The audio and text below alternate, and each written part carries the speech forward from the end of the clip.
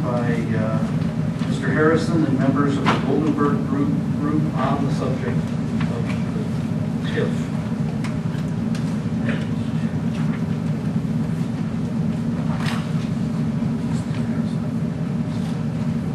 Welcome, Mr. Harrison. Thank you very much, Dr. Sundberg. My name is Tim Harrison. As I have to admit, I'm a developer from Staten Island, New York, although in defense, I will say both of my children were born in Harrisburg Hospital, and my wife and I lived in Harrisburg for 10 years until my wife was transferred to Staten Island, and I was transferred too. I want to introduce to you some people who are with me tonight. Jeremy Fogel will be sharing the presentation from the Goldenberg Group of Bell, Pennsylvania. Kevin Trapper in the second row, also from the Goldenberg Group. Amy Kaufman in the second row from Delta Development of Harrisburg, Pennsylvania. And Joe Hogan from Mullen and Lonergan Associates in Huntington Valley, Pennsylvania. I wanted to start with an update on the Hamilton Crossings project. The Hamilton Crossings project is a large retail project. I actually began work on the project in 2008, filed a preliminary plan involving a Target and a Lowe's in early 2009. Then, as all of us remember only too well, the economy slipped into recession. Lowe's terminated its new store development program, and the project was in severe jeopardy. I continued working on it with Lower Macungie Township, attempting to craft a project that would be acceptable to the township and at the same time financially viable. And in order to make the project work, the bottom line was it needed to be much larger and more densely developed than the township ordinances allow. Eventually, we came up with a plan that looked something like this.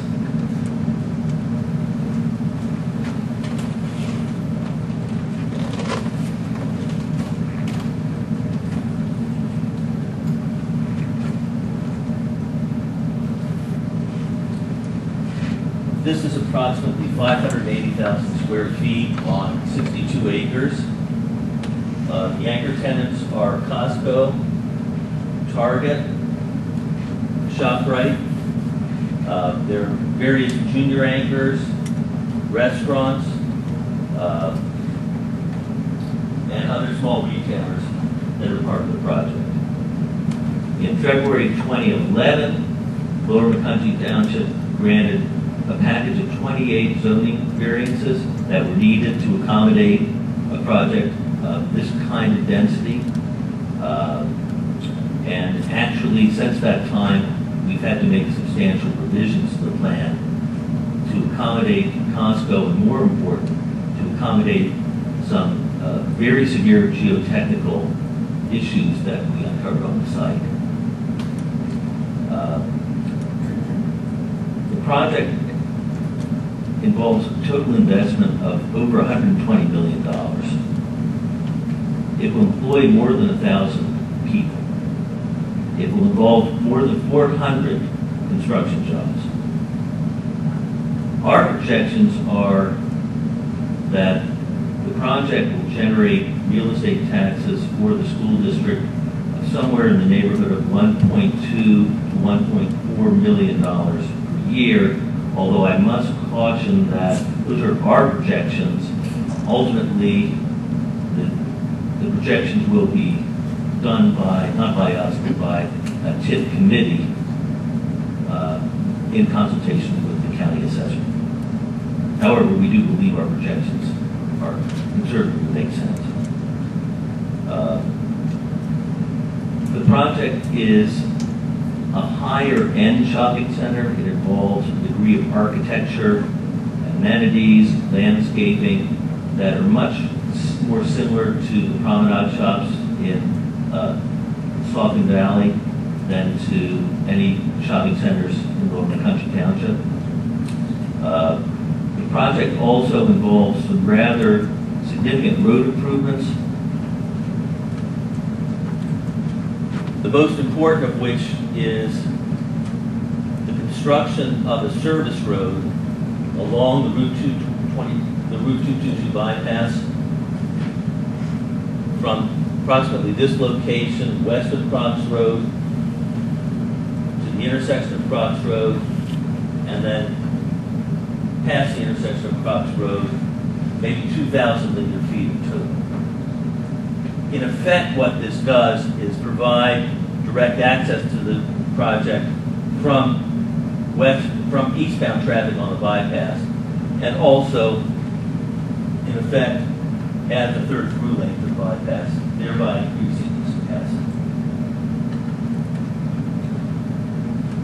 The project also involves a regional stormwater detention facility that will handle flooding problems that occur today from a drainage area of more than 400 acres. What we discovered in extensive geotechnical studies that my partners, the Goldenberg Group Commission and Costco Commission earlier this year, is very, very severe problems that, although you wouldn't know it walking by this site, really make it an industrial brownfield. This site beginning before the Civil War, was the site of an open pit iron mine. It's called Joseph Bastian's mine. And that mine operated on and off until the 1940s, a period of more than 70 years. There was also located on the site a facility which used a water source that was adjacent to the site to separate the iron ore, which was mined on the site, from the sediment in which it was embedded. And that sediment, once it was washed away from the iron ore, was just used to fill in mining holes. It wasn't compacted, and obviously not regulated. Our problem is we now have over 185,000 cubic yards of that sediment on the site, located approximately here.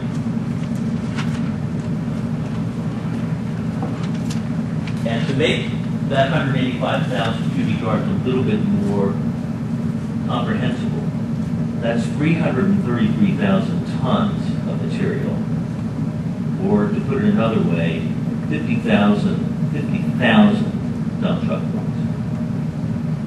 The material has no structural strength whatsoever. It's in a highly saturated state. It has the consistency of pancake batter, so that any weight that's put on the material causes it to expand horizontally. Anyway, and what our geotechnical reports, to give you some idea of the scope of them, they're in this rather weighty volume. What our geotechnical reports have all recommended is that buildings be moved out of the mine wash. The mine wash be extracted, all 50,000 dump truck loads, 333,000 tons, extracted from the ground, mixed with cement or a stone, maybe 50-50, put back in the ground in 1 foot lifts once it's dried out and compacted. And we've got depths of this stuff that exceed 24 feet. There was no provision in the pro forma for this kind of extraordinary remediation cost.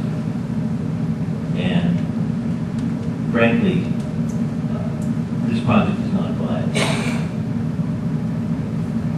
Actually, this site, this 60-acre site, is now in the clean and green zone.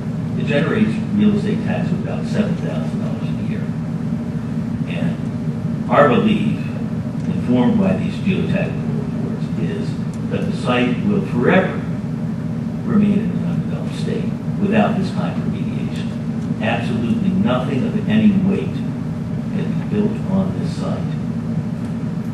There's another problem that we have that's unique to this site, which is there is massive deposits of limestone, which geotechnical engineers call karst, K-A-R-S-T, really means limestone, that underlay this site. And 80 years of open pit mining, repeated explosions and disturbance involved with 80 years of open pit mining, have fractured 60 acres of karst to the point where it's impossible to build on it even once the mine wash is remediated. And to make matters even more difficult, the mine wash itself, which is so saturated, has been dripping water slowly and incessantly onto the limestone for 80 years. When water interacts with limestone, it dissolves it. So we have a lattice of rock underneath the mine wash that won't support buildings here. Are there geotechnical solutions to this? Yes. I read in the Morning Call an article a couple weeks ago about similar problems associated with the hockey arena downtown, which had a sinkhole problem. They're using 1,600 micropiles to support that, at least according to the Morning Call, to support that structure. That's one remediation technique that's been recommended here. There are others as well, and we're sorting through that now.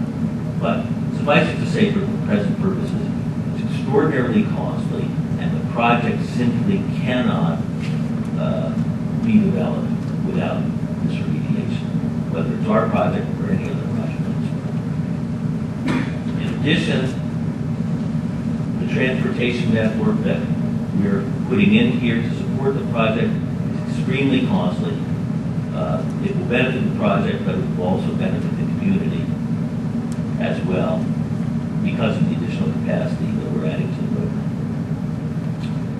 Now I'm going to yield my time to Jerry Vogel, who's a much more articulate, intelligent person than I am, to go through the TIF process that we'd like to consider. Thank you. Good evening.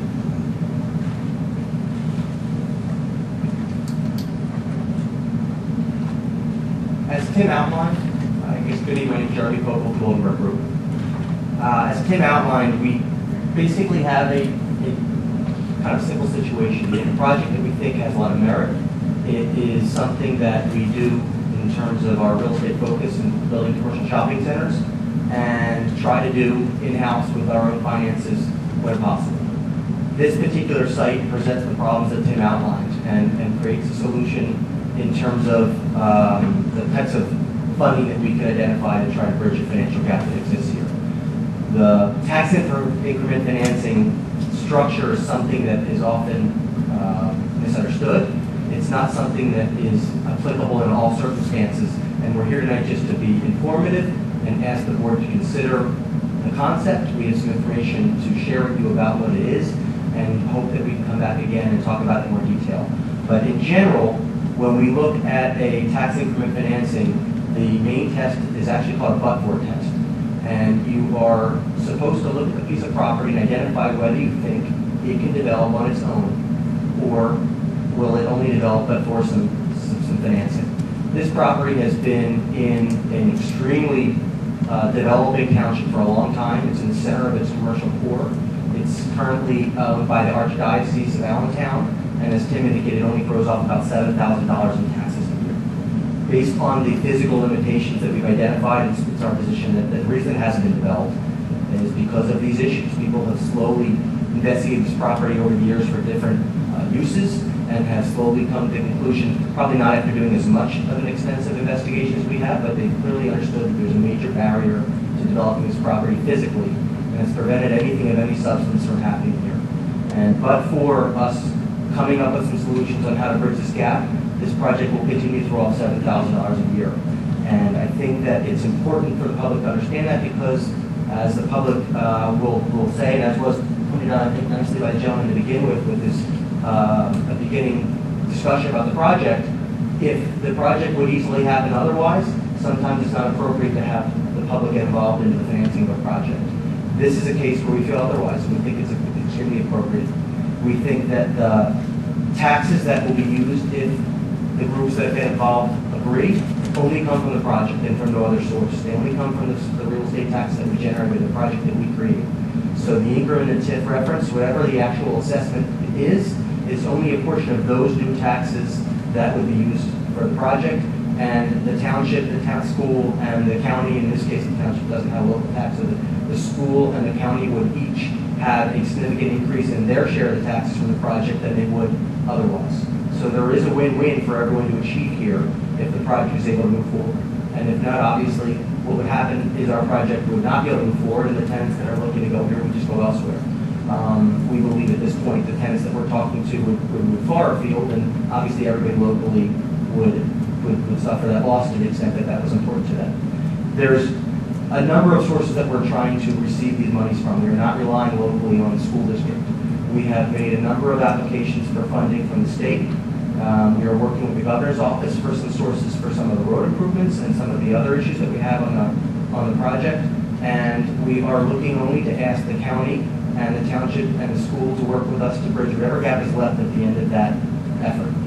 It's hard to know exactly what the gap will be. We think we've started to define that. But the purpose of our step on the TIF is to ask for a committee. That's the first step in the process. And if the school would be so willing, a board would be established, a TIF committee, which would involve folks from all of those different groups and also including the Lehigh County Industrial Development Authority. And we would work together to try to identify exactly what the gap is, what a reasonable projection of the revenue from the project would be, how a bond could be floated by the Industrial Development Authority to help finance some of the construction costs, and the exact details of how that works out. The TIF committee's job is to work through that process and come up with a recommendation. They then come back to all the boards with that recommendation so that the folks on the boards can have a chance to understand exactly what they're looking at and decide whether they think is appropriate. So really what we're asking for is for this board just to be aware that the process is something we'd like them to consider. We'd like you to have some information that I want to talk about, and then we'll come back again. One of the handouts we have for you is an outline that was prepared by the solicitor of the LCIDA, John Lucius. It's kind of a how-to for TIFs, and it's something that he drafted that we found is very helpful in trying to understand a TIF. And again, I don't believe the school district has been involved with a TIF, so please don't take this as condescending discussion. It's really just trying to give information for something that, if you haven't been involved in, can be quite confusing. We've also brought with us an outline of some of the TIFs that have been put into place inside the Commonwealth. It is a vehicle that's been involved since the 70s. It's something that is used routinely throughout the country. Pennsylvania does it quite often. There's been a number of TIFs that have been used in this area. And so we brought some examples of TIFs that have been put into place, how they've been used, and then how the different governing bodies have participated. And then lastly, we brought with us a chart that kind of explains the process so that you can become familiar with the different legislative steps that need to be taken before a TIF can take effect. So again, the first step is to have a TIF committee established to look at the project as a whole and determine whether they think that that TIF is even worth discussing, and then under what terms that would happen.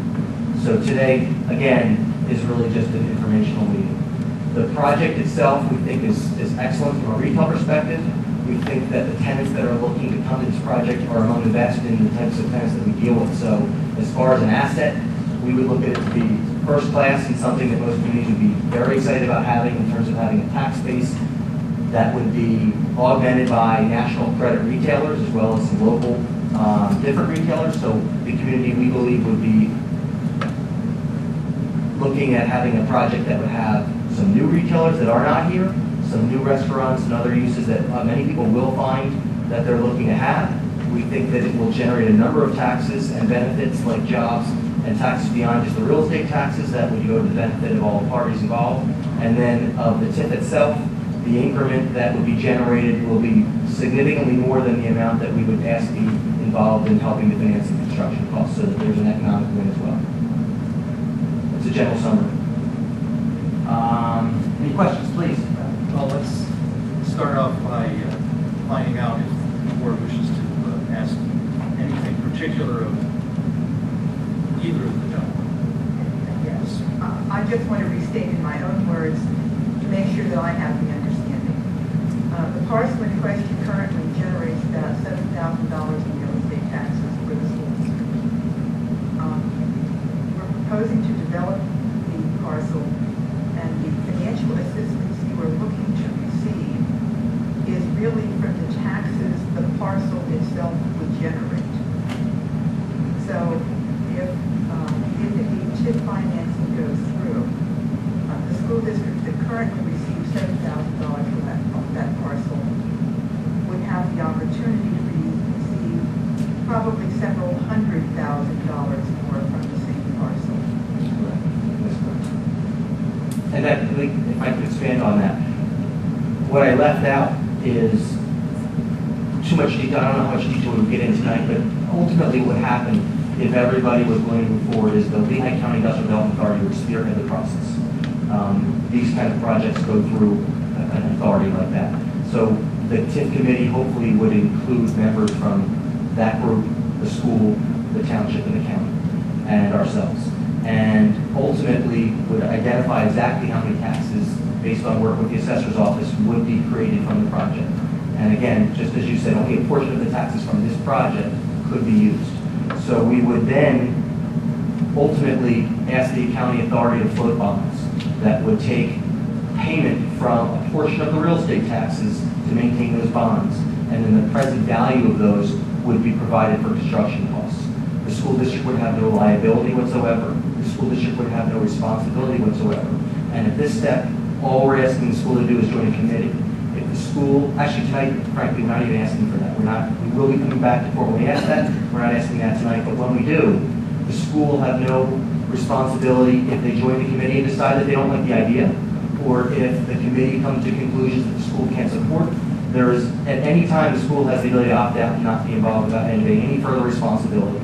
If the project does move forward to completion, and we do ultimately have the blessing of a TIF committee, who then gets votes from the boards of all the municipality and entities that are involved, at that point, if bonds are floated, the school would still have no responsibility. All the school's doing, ultimately, if they agree, is allowing a portion of the taxes that would have been generated, that will be generated, to go towards the bonds.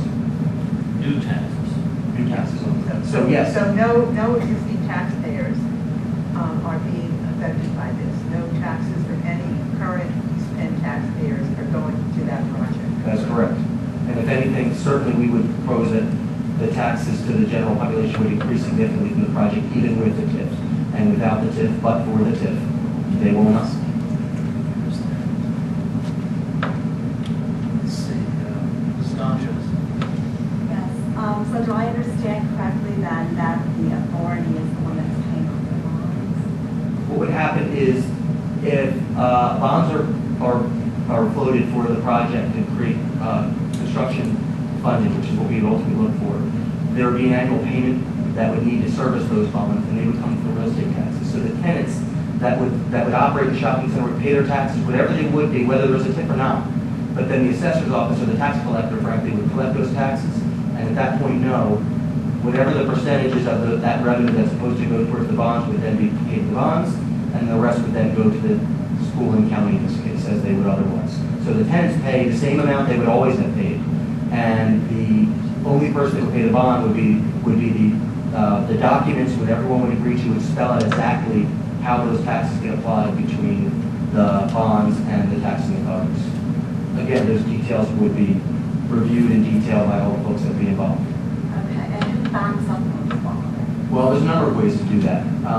The interest rate of the bonds will significantly be affected by who backs them up.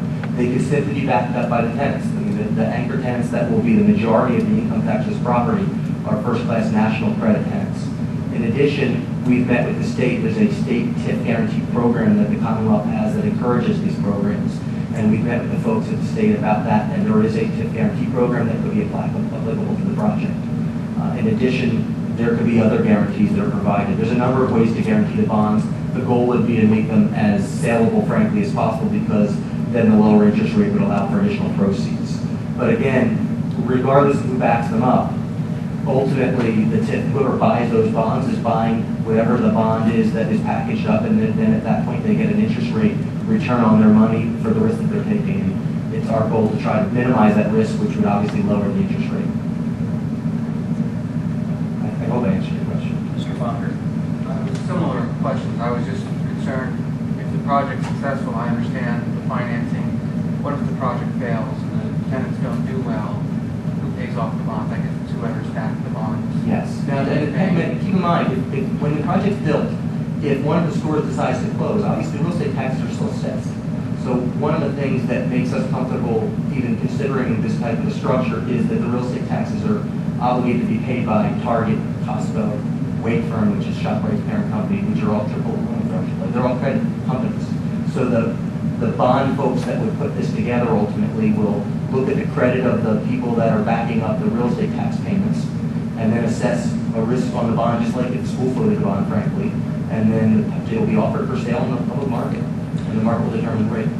The important point, though, is even if for some reason the Target store weren't successful, or the Costco weren't successful, the stores closed, Target and Costco will own their facilities, and they will be responsible for paying real estate taxes, whether the stores are open or not. In order for them to default on the payment of those taxes, the entire company of Target and Costco would have to liquidate. And we feel that that's extremely unlikely. Or they have to sell it if they sold the property. If they sold it, someone would still be obligated to pay real estate taxes.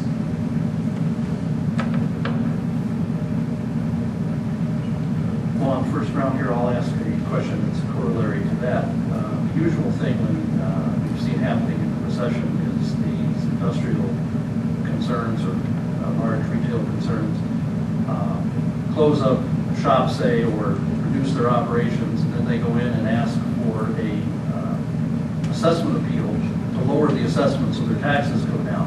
What happens in the case where they successfully get one of those appeals? In the structure of the document will be a requirement that they agree that they will not appeal their taxes below a number that would make the bond payments. So those are some of the details that get worked into this, but that's what happens generally is they agree that because this money is being used for the project, they have to Target, Costco, and the other folks who are as part of the project, and us would have to agree that we would forego any rights of appeal of a tax so that we wouldn't create that issue. Ms. Sanchez, did you have your hand up again? Yes, I had, because it's a government money, does the prevailing wage need to be paid? It does. So the cost of the whole project, or just on the part? I guess you couldn't really split it out. It's the whole project then. No, you can, the part that the monies go to would certainly need to be used with prevailing wage. And so, again, it would depend what the funds are specifically used for, but for example, if they were used for traffic improvements, then those improvements would need to be installed using prevailing wages. With a separate contract just for those improvements. Mr. Armstrong? So the question that I have, you said there's a percentage that's fixed by the different taxing bodies. They say, okay, a certain percentage of the new taxes will go towards servicing the bond payments. What if the percentage of the taxes ends up generating a surplus above and beyond what's needed to service those bonds? Then those tax revenues go to the authority. If this thing moves forward, if the project moves forward and ultimately the TIF committee establishes the contribution of the percentage of taxes from the school and from the county that would go towards the bond, that would be it. So in the future, if taxes are increased, if the millage rates increased, if additional retail is built on the property, that creates an additional revenue source for real estate taxes, all of that goes to the taxing authorities as they would normally. Only the amount that the TIF committee and then the boards approve goes to the bonds, and everything else thereafter would go then to the tax authorities. Right. Well, let's say, let's just use some round numbers. Those are easy. Let's say it's $1 million in incremental tax income, and 20% is the number that is agreed by all the bodies. So 22% would be $200,000. What if the actual bond payments are $180,000? What happens to that extra $20,000?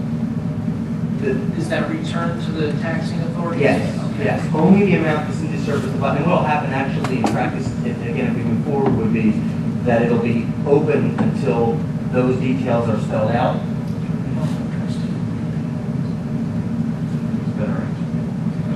Jared, please. Sorry. Basically, the bank is trustee for the bonds, will hold that extra money, and if it fills up enough, the bonds will be repaid before the 3-year term comes up. So if there's more money coming in, we held prepaid at that time. The TIF will end as soon as we have enough money to pay off the debt.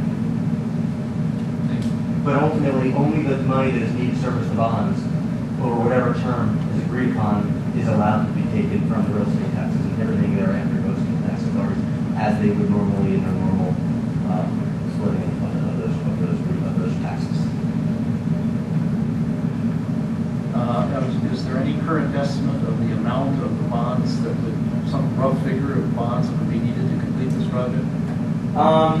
That's a tough question. I guess the reality is that the answer is dependent on the other sources of revenue that we have.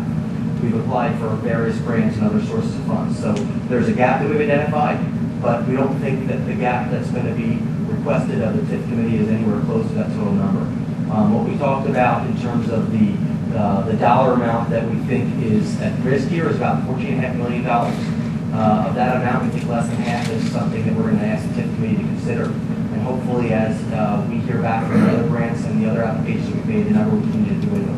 The goal is for the TIF to be the last piece of the puzzle, so that to the extent we're extremely successful in achieving other funds, the TIF would shrink and be only needed to fill the gap that's left.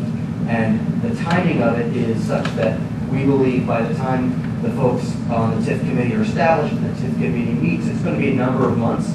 During that time, we'll have established more concrete numbers on our side so that that TIF committee will have actual dollars to talk about, and hopefully that gap has shrunk significantly. We generally try to work with conservative numbers and make it larger so that ultimately everyone's happy that it's less than we thought. So you're currently estimating between $7 and $14 million in rough terms is the range we're looking at. I think 14 has the total. I think that the amount that we think we need to get from the TIF is less than that. Okay. Are there other questions for the presenters on this floor? We're not familiar with your company here. Could you briefly describe some of the shopping centers you have developed and currently have? Sure. Tim's firm has done, and many as well. The Goldberg Group has been building primarily shopping centers for about 25 years. We're based in Bluebell, Pennsylvania. We've developed about 6 million square feet of retail, and our clients are generally Target, Costco, Walmart, and the boxes that you're familiar with. We are proud that most of our shopping centers are in local community areas. We work hard with all the stakeholders when we build a project like this. You can imagine the amount of people that want to have input on something this significant and this influential in a neighborhood. So we work with township, with the county, with the school districts, with the residents to try to identify what it is that everyone's looking for, and ultimately end up with something that is an asset that we feel most people are proud of. We are recently, probably 5-7 years, been working on other types of projects. We've done some residential projects, we've done condo projects. We're about to break ground on a large student housing project at Temple University in actually the next 2 weeks. But primarily what we focus on is shopping center development, like the project we have here today. And in 25 years, we have built 11 of these centers, 11 or 12 of these centers. The most recent and close to here is in Berks County. We built in Exeter Township a shopping center called Exeter Commons that's anchored by Target and Lowe's. And in Hamburg, PA, we did something called Tilden Ridge, which is a Walmart and Lowe's. And generally, I think you'll find, I guess closest to here really is Exeter Township. You'll find that if you speak to the folks at Exeter Township, we're confident they'll tell you that the things that we said that we would do, the promises and commitments we've made, we honor all of them. It's extremely important to us that as we move on to the next project, that those folks can check back and see that we've done what we said we would. So I believe that we'd ask you, we'll give you a list of references that we'd love you to check out, because I believe you'll feel comfortable that what we tell you we can deliver, we will. I think we look forward to that list of references. Thank you. Mr. Bonner, one more question. Do you have something else you want to say? I would simply say I would hope that my record as a developer is almost as good as the Goldberg Group. Mr. Bonner. Are there restrictions on what the money borrowed or the bond money can be spent on? Is it, for example, restricted to only the remediation efforts, or does that just have to be part of it? The TIF committee can establish, I mean, generally nobody's looking for us to do the private portions of the project with those funds. So it's generally for infrastructure, remediation, things of that nature. I don't believe it's restricted. Cabela's in Hamburg did a significant TIF 10, 12 years ago, and I believe some of those funds went to the building itself. That's not our goal. We would not look for the funds to do those types of things. It's really for the public improvements, the infrastructure, and things of that nature. Mr. Earnshaw. So I guess when this does come back to the board for development, the question will be faced is whether we think that there could be some other development on the property, maybe lesser in scope, that uses a different part of the project that could generate equivalent or superior revenues without our involvement in the TIF, and how likely that is to happen and how soon it would happen. I guess that's, so it's more of an opportunity cost that we have to consider, rather than there's essentially no tax dollars currently at risk. It's not like we're tearing down existing facilities that are generating a certain amount of tax revenues that we would lose should the project then fail after the demolition. So I think that I'm looking forward very much to hearing what final proposals we come forward. Sure, and I would offer that the Diocese of Allentown would likely use a developer in a project of any scale, regardless who's going to come to the conclusion physically of what we said. I'm sure you can build something on that property. What we found, and not adding too much detail, but what we found is when we identified the issue, the depths, and the characteristics of what's there, the first thing we did was relocate the buildings. That's actually something that took a number of months for us to work out how to relocate the buildings. But even doing that, even the parking lot can't be above that. So we're talking about something with relatively no weight, 8 inches of stone in the asphalt. Even that required remediation of the mine wash below it. And there's more extensive remediation needed for the buildings if you move it out of the mine wash area. But even in the mine wash area itself, it was something that needed. So it would be difficult to do enough sensitivity analysis to prove that nothing could be built, but certainly anything of any substance that's going to have any weight to it, we would be comfortable in having experts up here who could explain to you the results of the data that we have and why that would be very limited. And frankly, a number of people have looked at doing just that on the property, and as you see today, it's the way it does. Any other questions? Thank you very much for your Thank you very much. Thank you very much. I have a couple more handouts which I'll pass around. Why don't you give them to the board secretary? Very well. Thank you. Thank you.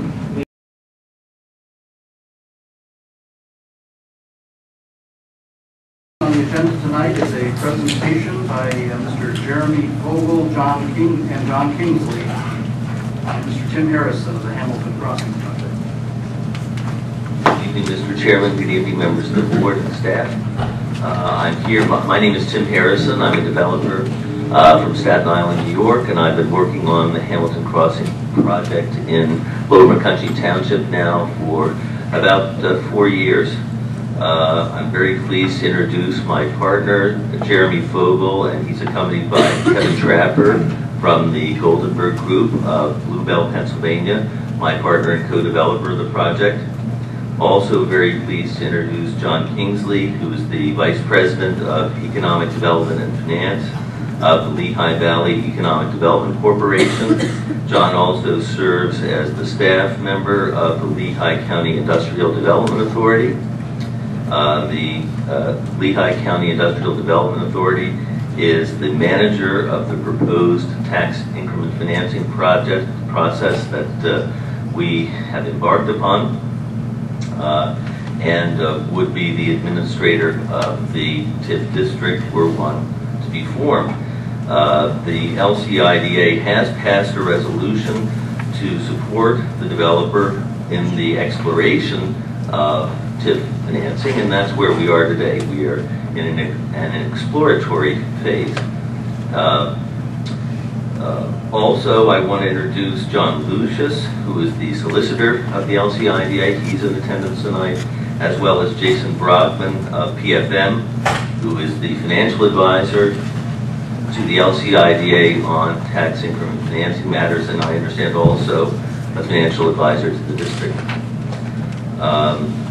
The subject of the presentation tonight is a a formal description of the project and the proposed tax increment financing.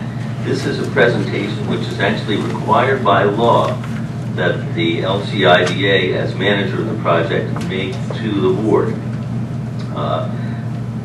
The step that we would like the board to consider would be the appointment of members to an exploratory committee.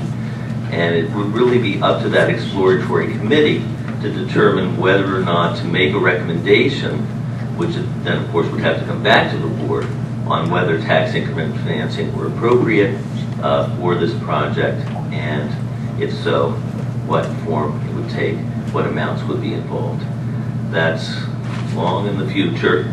The only issue tonight is whether or not members should be appointed to the exploratory committee. And without further ado, I'm going to turn the podium over to John Kingsley, representing the LCIDA.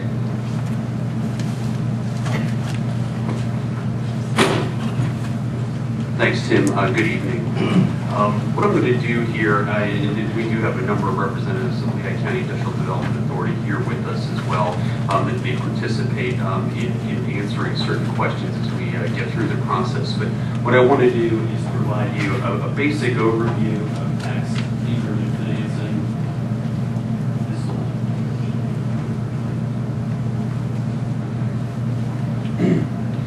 And following a basic overview of tax increment financing, I'm going to turn the presentation over to Jeremy Fogel, who is a representative of the developer, who will walk you through the project. And as Tim mentioned, it is a requirement of the relevant law that we are operating under to do this presentation. We'll talk a little bit about that in the context as well. So without further ado, tax increment financing, what is it? It's an economic development financing tool that's used by industrial development authorities and redevelopment authorities to leverage incremental taxes that would be derived from new development. In essence, we're going to utilize or suggest potentially the utilization of taxes that would be derived from the Hamilton Crossings development. All or a portion could potentially be used to pay down debt service on a loan that would be utilized to pay for certain improvements that are required in the project, and will, in essence, make it possible to undertake the project initially. In many cases, what we're talking about in terms of improvements are publicly owned infrastructure.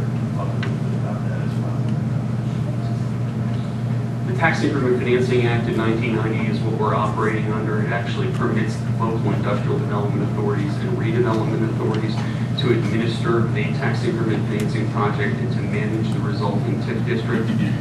Today in the country, there's only one state in the union that does not have TIF legislation, so this is a well-utilized economic development tool that is used all over the country in all sorts of circumstances.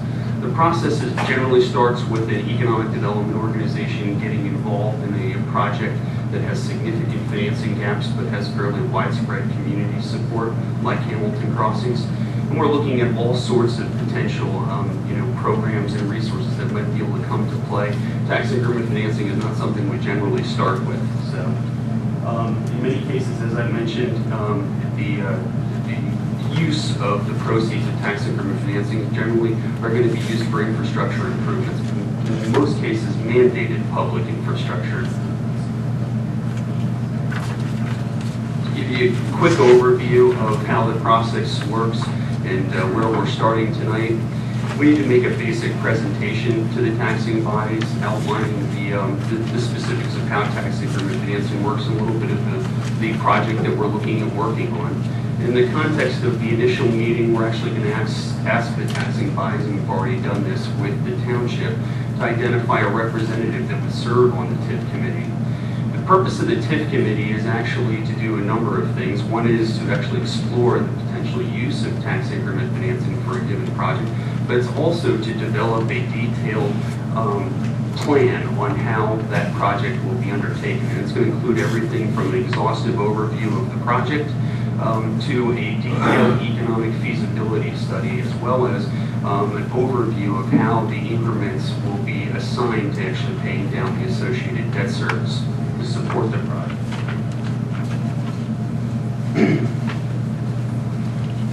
assuming a TIF plan is actually developed and it's found that it is reasonable to use TIF financing for a project, the TIF committee oversees the development of the TIF plan.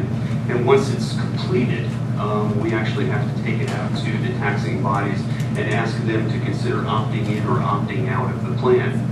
In this context, the various taxing bodies are actually going to identify the amount of increment they're going to pledge towards the project and also identify their support for the actual tax increment financing district. And then finally, when we're done routing the project through the actual taxing bodies, we'll actually have to have the TIF district actually officially created. Generally speaking, it is the township that does this, and we expect that to be the case in this circumstance as well.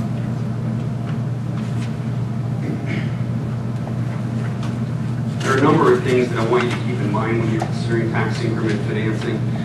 First and foremost, each of the taxing bodies does not need to contribute the same portion of the tax increment. You can have each at different levels. There is no absolute rule to this. The one thing that is absolute is that the taxing bodies will retain 100% of their tax base. So what they're currently receiving on the property, you will continue to receive. Once the TIF loan is actually repaid, the TIF district is dissolved and all of the relevant taxes go to the respective taxing bodies according to their rates. And another thing I want you to keep in mind is tax increment financing is not tax abatement. It is not to be confused with LRTA or the Keystone Opportunity Zone programs. The taxes continue to be paid throughout the life of the tax increment financing district, and only the increment can be used to service the associated debt to actually make the improvements. Another thing, the confines of the TIF district are usually identical to the boundaries of the development project, and they're expected to be in this case. So the only affected taxpayers are the owners of the underlying properties that benefited from the tax increment financing. To give you a very simple idea of how tax increment financing works, so we have a basic hypothetical example here. The tax increment financing district in its origin renders taxes of $10,000. At completion of the development, the TIF district generates total taxes of $100,000, so your tax increment is $90,000. Let's say, for instance, the taxing bodies agree to allocate 70% of the tax increment to the applicable project. That would leave $63,000 being used to pay debt service on the loan that makes the improvements that we're suggesting. Let's further say there's $500,000 in issuance that's made available through the Industrial Development Authority to fund the improvements in the TIF district. $63,000 would be used to pay that obligation on an annual basis until the loan matures. Taxing bodies will retain $10,000 and 30% of the tax increment, $37,000 versus the original $10,000. This is a pretty good example because in many tax increment financing projects, there is some retention of increment. Not the entirety of the increment is pledged to the project. So a quick overview. Base assessed value set at the time the TIF is actually approved. Those taxes continue to be paid to the taxing bodies. The property development increases the assessed value, and the entire assessed value results in the tax increment. A portion or all of the tax increment is pledged to pay debt service on the loan that is used to make the necessary improvements. At the end, this is something we're going to emphasize, that no full faith and credit guarantee of any of the taxing bodies is going to be utilized. Generally, recourse from the note holders and the bond holders is limited just to the tax increment financing fund or the incremental taxes that are made available to support the debt. There is no full faith and credit of the underlying taxing bodies, and there will not be in this instance. The TIF legal documents are going to further provide that the assessment for the property cannot be lowered to below a certain floor that is adequate to service debt.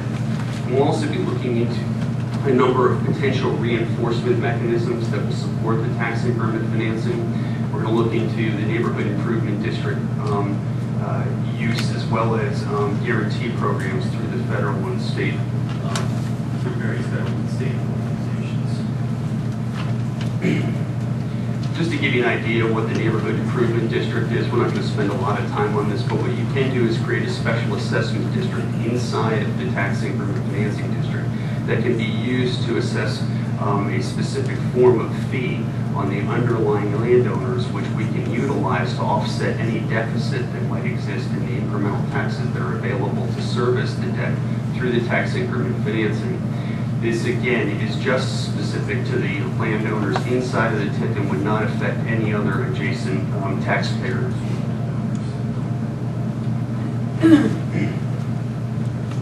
The TIF Guarantee Program is a state program available through the Department of Community and Economic Development and the Commonwealth Financing Authority, which can guarantee up to $5 million of tax increment financing project.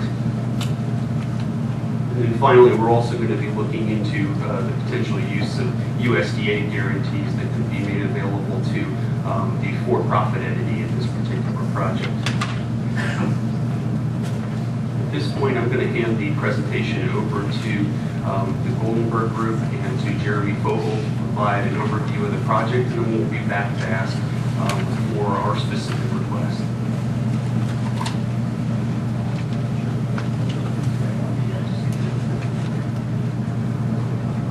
Good evening. My name is Jeremy Fogel. I'm with the Goldenberg Group. We did present a lot of this information to you at a prior meeting, so I'll try to move quickly and over the material that we've already presented to you. The Goldenberg Group has been doing real estate development projects similar to Hamilton Crossing since about 1984, and we've developed 15 projects that are probably comparable to Hamilton Crossings, comprising over 6 million square feet. Every project has presented unique challenges, and projects of this nature generally require collaboration from all the stakeholders involved. In this case, we have a project with lots of support locally and lots of interest from the tenants that would effectively be located there. We have some financial issues that bring us to you tonight. Wanted to bring some examples of some projects that the Goldenberg Group has been involved in. The first one is called the Metroplex in Plymouth Meeting, Pennsylvania. This project we use as an example because it's probably the crown jewel of our portfolio. It's 778,000 square feet of retail at the confluence of the Pennsylvania Turnpike, Northeast Extension, Blue Route, and local roadways, all in Plymouth Meeting, Pennsylvania. It's anchored by Target, Lowe's, and Giant. It's an extremely successful shopping center.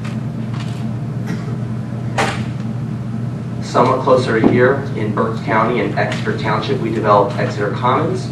This is a project that did use tax increment financing. The reason being that there was a pre-existing traffic problem along the highway corridor, and in order for us to obtain the necessary approvals from PennDOT, a program was required of about $18 million of roadway improvements. That was a burden that the project simply couldn't bear, and the municipality was supportive of the project, and the township, county, and school all agreed to cooperate in the TIF program. And we'll be able to later present some specifics, but in that case, the amount of tax revenue that was received by all of the municipality and tax receiving agencies was significantly more, even from the onset, than was projected. And when that TIF expires at the end of 20 years, all of the tax revenue, like in any TIF, will then flow to the tax collector. So this is an example where TIF was used successfully to redevelop a property that had sat undeveloped in a township where they were looking to promote development. Sorry, I don't have a better picture of this property, but this is the Tilden Ridge project in Berks County as well, next to the Cabela's store right off of Route 78 and 61. This project we chose because it's an example of how a TIF can be used as a catalyst for other developments. In this case, the project did not have any TIF or public subsidy of any kind, but the Cabela's store, which preceded us, did. The Cabela's store had a TIF help to promote, pay for some of the infrastructure that was required for its development, and the thought was that the township was looking to see additional commercial development fill out what it viewed as this commercial corridor, and it certainly had an impact. Our project was 400,000 square feet, anchored by a Walmart and Lowe's. We can certainly state that that project would never have been considered by those retailers if Cabela's hadn't first landed there and drawn the folks that shop there to the region. So our project, although not going towards the TIF, certainly created additional tax revenues for the township, county, and school. This last project is in West Philadelphia. It's really an example of a project that was more of a transformative in nature in terms of its location. Demographics are very challenged in this part of Philadelphia, and there was a lot of effort looking to get a food store to come service what was deemed a very significant food desert. In this case, we struggled to get the retailers to come here because there just wasn't enough vision from these retailers to see a good use here. And ultimately, by getting a larger property with all kinds of cooperation from the city and the neighboring properties, we were able to add the Lowe's, and because Lowe's came, the rest of the retailers felt there was enough critical mass. Today, that shopping center is extremely successful and serves a great community of folks who would otherwise be without those goods and services. Hamilton Crossings itself is located at the intersection of the 222 bypass and Crocs Road in Lower Macungie Township. It's a 63-acre parcel, and we are planning on an anchor of Target and the first Costco wholesale club in the Lehigh Valley. In this project, Target and Costco would be owners. I'll show you on the next slide when we get there on the site plan itself, but Target would purchase its land for its parking and building. Costco would do the same, and our development team would own the balance of the property. So we would have an investment in this community by not only our development team, but also from Target and Costco. We are responding to the township's need for a town center retail facility. The folks in Lower Macungie Township have made clear to us that they feel like, although they do have commercial in their township, they are missing a central gathering place and a kind of gateway to their community. And we've been working with them to modify the design that we had originally come up with so that it can accommodate those types of uses. They are pushing, and we are willingly trying to make this property look much like the promenade shops at Saucon Valley, where you'll see an upgraded and enhanced facility. It's not going to be a big box warehouse project. It's going to have upgraded facades architecturally. There's going to be gathering spaces for people that are working and shopping within the community. There's going to be bike and trail paths for people that are using the pedestrian and bike means of transportation, which is extremely significant in that area. And it will be an asset really for the entire community and not just a shopping center. The white area that you see there is the proposed site for Hamilton Crossings. It's the 63-acre parcel between the bypass and Hamilton Boulevard. That is also the parameters that we would suggest that the TIF committee consider for the TIF district itself. We believe that the TIF district should only deal with the shopping center, its owners, and its tenants. No other properties that surround the property would be encumbered by the TIF, would be infected by the TIF. As John Kingsley suggested, what happens here in layman's terms, in our view, is that the tenants still pay their taxes. So the assessor will come out and assess the property as if there was no TIF district.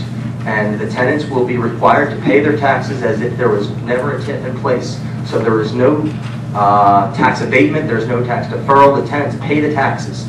The only thing that happens here that's different is a portion of those taxes, whatever portion, if any, the TIF committee agrees should, would be used to finance loans or bonds.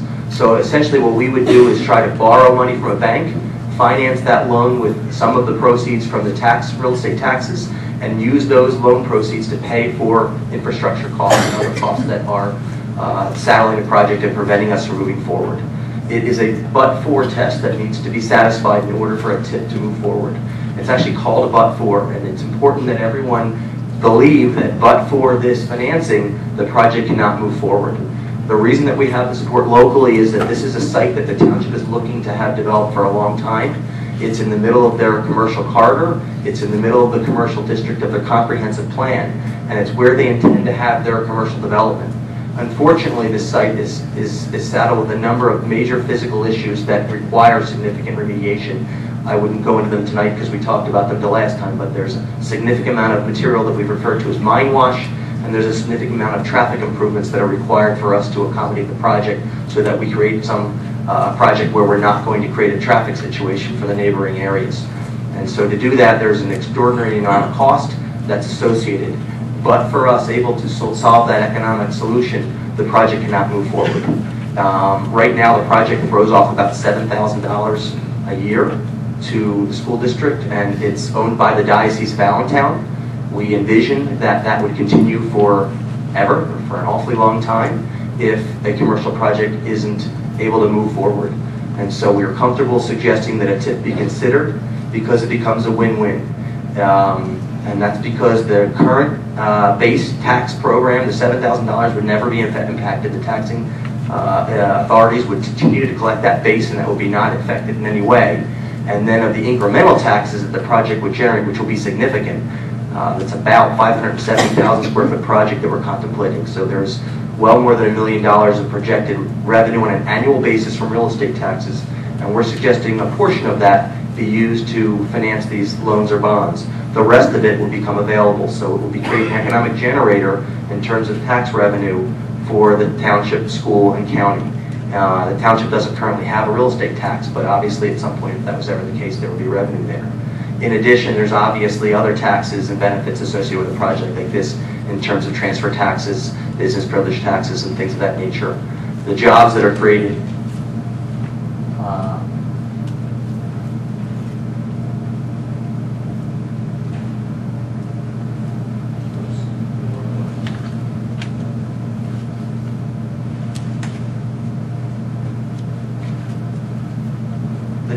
created are also extremely significant. Let me get to that. This is a rendering of a view from Crocs Road looking east. You see on the right side a portion of the strip with the restaurant that would have outdoor seating. On the foreground in the back you see a strip center with Target and some retail next to it.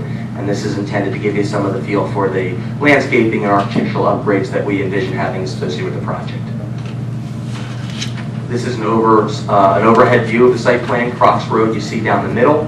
On the top is the bypass, Route 222 and Hamilton Boulevard to the south. On the far right is the Costco box. The large box in the center is a Target. And then there's a number of other retail stores that we are envisioning complementing the rest of the project. This plan isn't completed. We're still working through permitting and approval with the township, but it gives you a very good feel for what we are working towards. As far as an update on that, we are working through the land development process right now at the township. It's currently zoned to permit this project. The township had approved a number of variances to permit the project some time ago.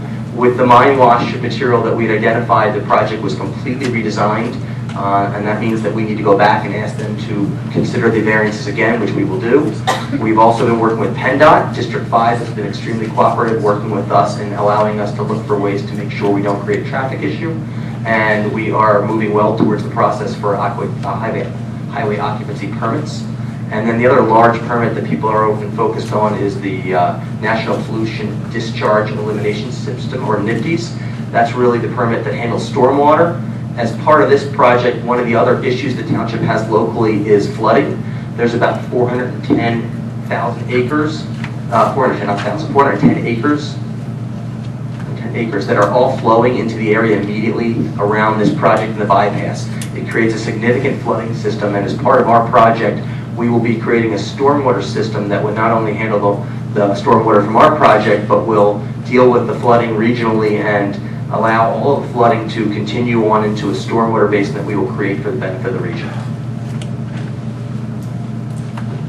The cost, details, and reasons for our need to ask for a TIF involve the traffic improvements. There'll be a collector-distributor road, which is a major through lane that we'll be building on the bypass. There'll be improvements significant to Hamilton Boulevard and Crocs Road. We will also be building the regional stormwater retention facility I just mentioned.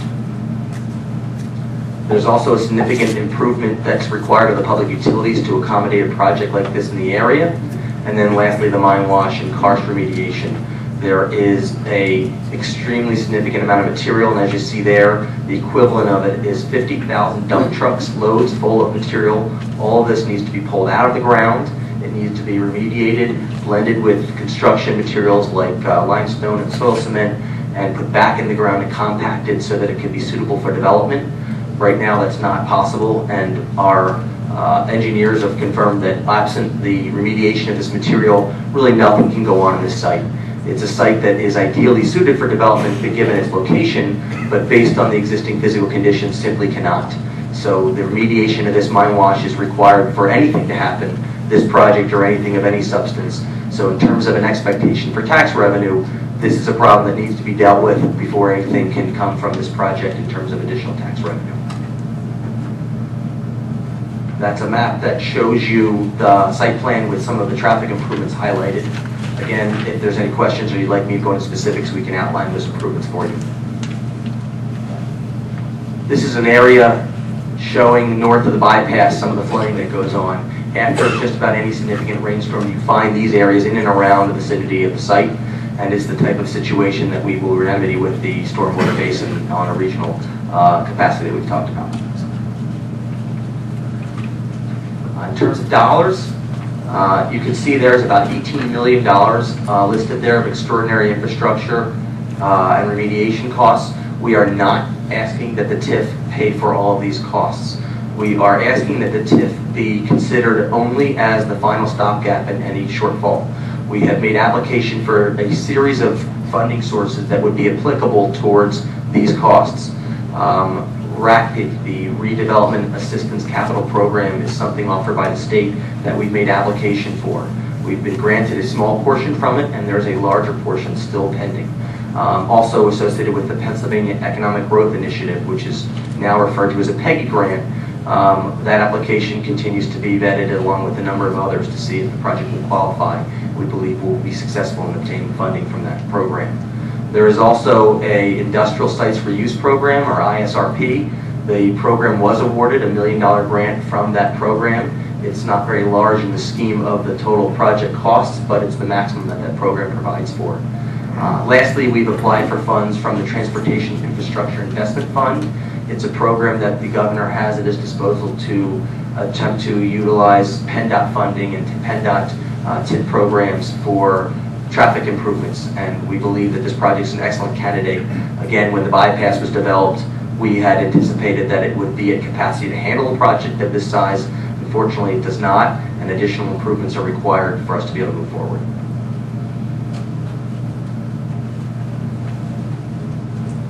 When most folks are thinking about the benefits of a TIF and whether it's warranted or not, they look to see what it can generate in terms of private investment. This project is well over $115 million in total cost. So the amount of public subsidy that would ultimately be available to the project could leverage over $100 million of private investment. There's 570,000 square feet of commercial development. On construction end, we anticipate over 400 construction jobs generated from the project and over 1,000 permanent jobs from this project. There will also be significant one-time and ongoing tax revenue sources. The other benefits beyond having tax revenue would be the regional traffic improvements, which would go well beyond the benefit of our project, the regional stormwater detention facility, which also goes well beyond the benefit of our project, and public utility upgrades, which again would be the benefit of everybody in the area. And then finally, the mine wash and remediation of the karst situation in the site. By allowing the funding to go to remediate those issues, it takes a non-productive, non-usable piece of property and allows it to generate funding sources which can partially go towards these bonds or loans and partially go towards the taxing authorities of the township, county, and school. This is a very, very rough overview. We're required to give a projection of timing. Obviously, there are many factors that are involved that would impact our timing. On the township side, if we had to guess what we would think our timing is, we think it's reasonable to suggest that we could get through the design and permitting process in the first quarter of next year with the township. We've been working with them for some time. Again, there's an awful lot left to go, and it would be premature to be absolute in these dates, but we think that's a reasonable expectation.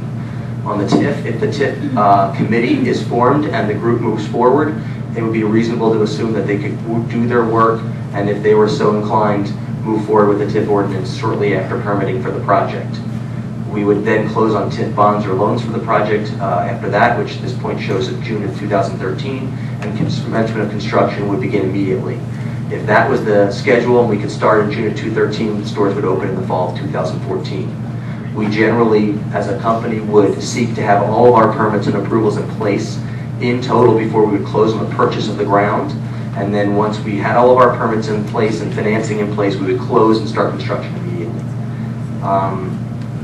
I guess just a couple quick highlights. I think from some questions that we had at the township level, it's important to just reiterate that the district would be limited to the shopping center.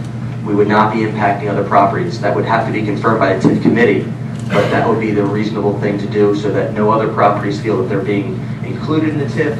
and be in any way negatively impacted. Excuse me, it really doesn't do anything to those properties because they just pay their taxes as they otherwise would, but just in general, people seem to feel a little hesitation at being included in the TIF district just because of the unknown. Costco and Target would be owners and would be buying their properties along with us so that we'd have significant investment from serious stakeholders in the project.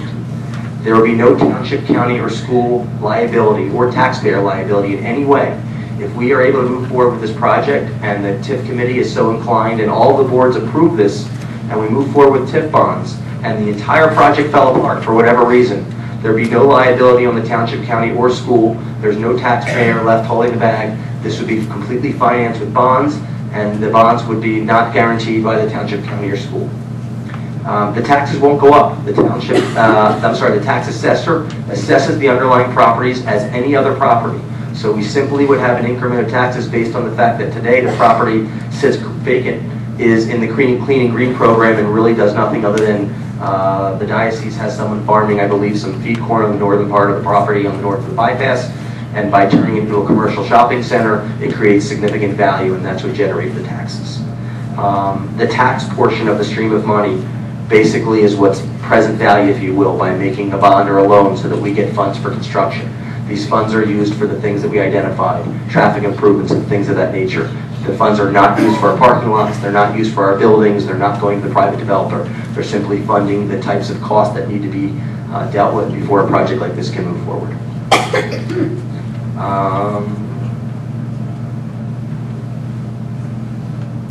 Turn it back over to John.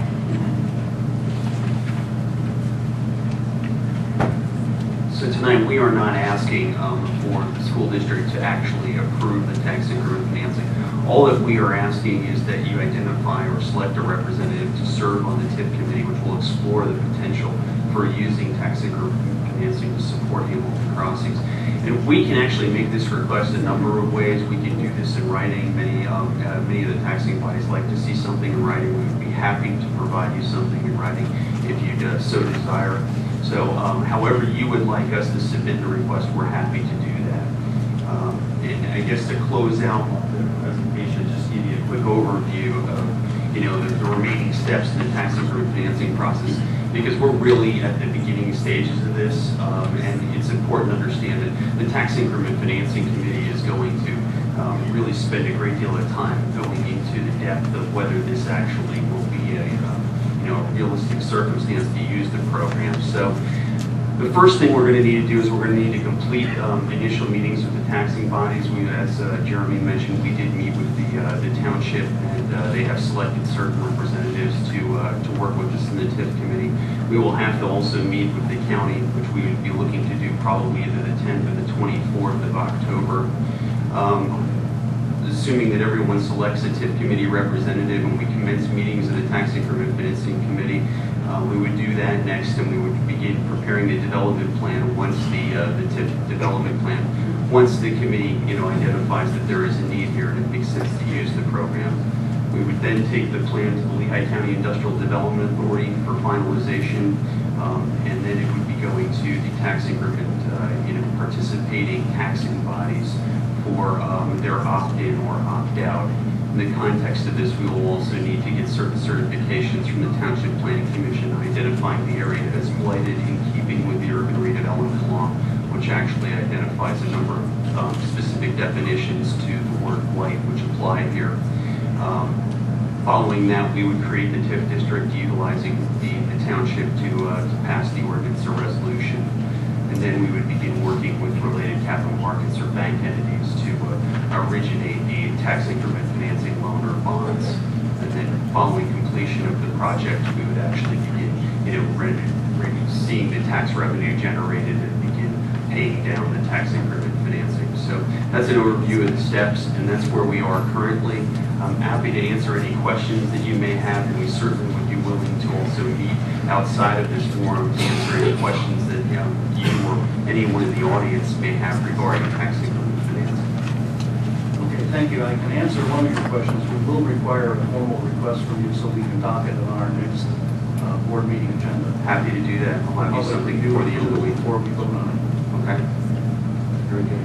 Now, are there questions for any of the gentlemen or their resources on the presentation of this board?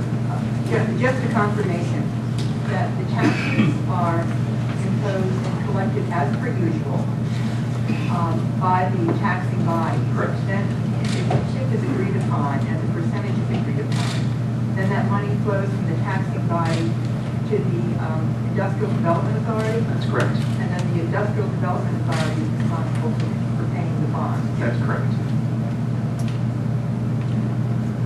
Mr. Blocker. I had a question on the timing. The bonds closed in June 2013. When do you anticipate there will be an increment in taxes, or is not open until fall of 2014, and what happens to the bond payments in the end? Yeah, keep in mind, we are not, all the schedules can vary. I understand that, but- And the Tax Increment Financing Committee is going to help us work through, the timeline on all of this. But assuming that we actually issue bonds in 2013, we obviously aren't going to have the increment necessary to be able to service the debt. So we'll have to time things by utilizing vehicles such as interest capitalization and debt service capitalization, which will fund the debt service in the origin and pay the debt service during the period in which the project is actually being developed.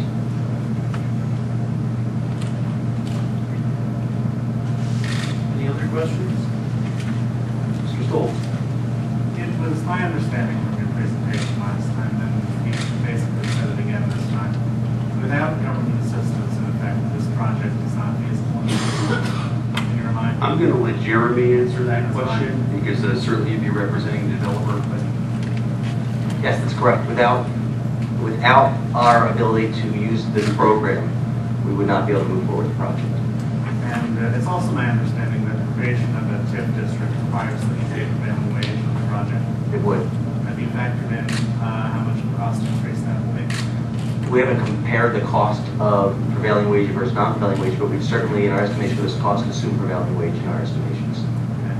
I'll look forward to seeing more on that later. I have kind of an old-fashioned notion that we need to let the free market work. We need to have the government, including school boards, stop meddling in the free market. And to my mind, this is free market winners and losers. For example, giving your project a TIF district. Point of order, Mr. Ballard.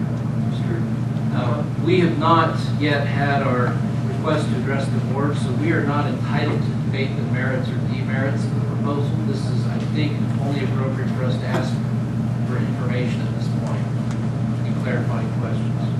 Mr. Stoltz, please save your commentary on that subject, I guess, for the actual approval of the representative for the TIF committee.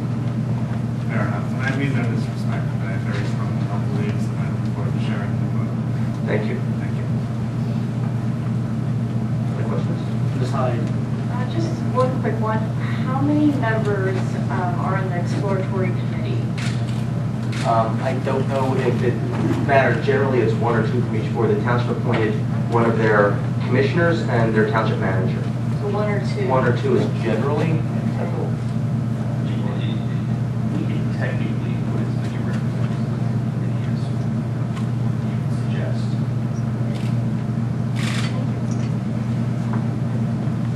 Ms. Dodges. And the meetings are held of the committee that does get formed? Are they public meetings?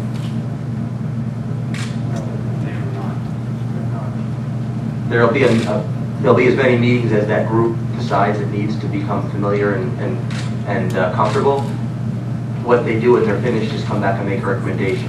So all of the meetings where they make recommendations back to the boards are all public meetings. But the individual meetings of the committee to form those recommendations are not a public meeting. That's correct, that's correct. But what they're doing is they're working to form a recommendation, so no action is actually being taken outside the public's review. Any other questions? Thank you, gentlemen. We'll look forward to receiving your letter. Thank you.